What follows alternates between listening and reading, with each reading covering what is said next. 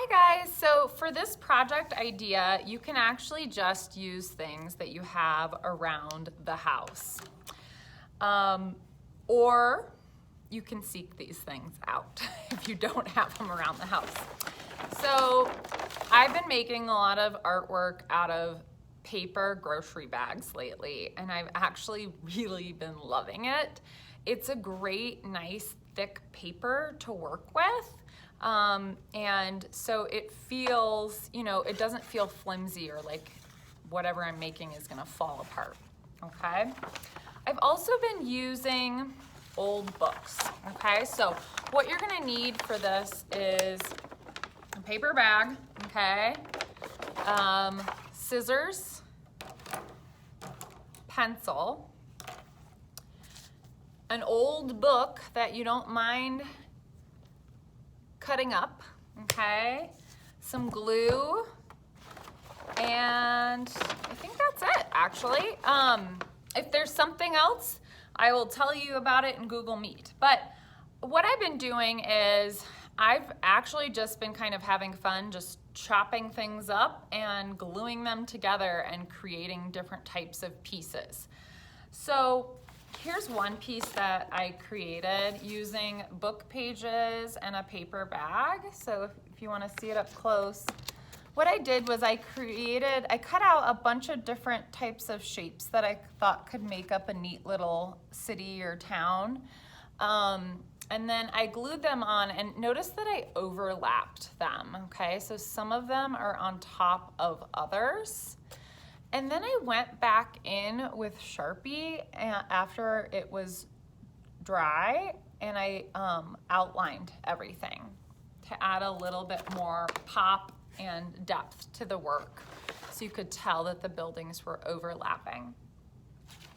Another thing I did recently was I took a book and a paper bag, and I started cutting out different types of flowers, flower petals, branches, leaves, and I glued them on to the paper bag, and then I actually went back in with a scissors and cut out around everything. And then these empty spots right here, I actually used something called an X-Acto knife, which I usually let my fifth graders work with X-Acto knives in the classroom, sometimes my fourth graders.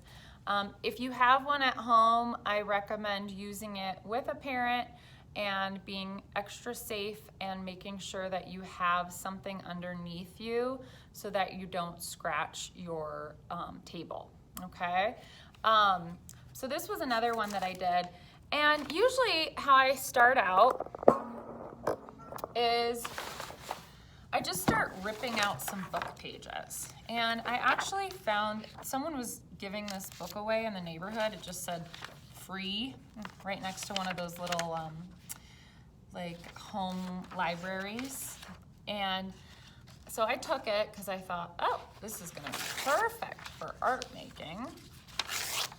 And what I do is I usually just start ripping out pages, and then I decide what it is that I wanna make, okay? So for me, like when I made my little town, I actually think I just started cutting out different shapes for the town, but you can also just use a pencil and draw out a building, okay? And maybe you want these buildings to be really creative and unique, like an imaginary city, like how you wish cities were, okay? Cities could be so much more beautiful and interesting than they are, just through the architecture and the art that the city chooses to execute, okay? So I draw out my shape that I want. Then I cut it out.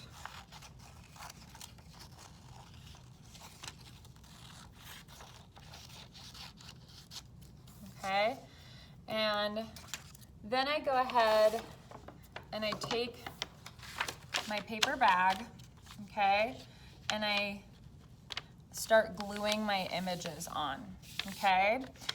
And if I do want to go back in with pen or Sharpie or some other kind of material or media, then I wait for everything to dry first, because if you start drawing on it when it's wet, you can get gunky glue on the tip of your pen or your Sharpie, okay? So this has been something I've been doing a lot. And here's another piece that I made using a paper bag. And for this one, I just took old sketchbook pages and I cut them up to create an image of a bird and a nest, and I put the book pages for the eggs. And then I went back in and I used cool colors to create a cool colored oil pastel background. And then I also used a little bit of white to make some of the blues a lighter shade. And then I went back in and outlined my bird. So there's lots of different options for things that you can do with your paper bags. You know, a lot of times people just recycle them. Sometimes they reuse them. But I love making art out of them. So now I save my paper bags all the time. And I use them to make gorgeous works of art. And I hope that you can do the same. All right, happy art making. Bye, guys.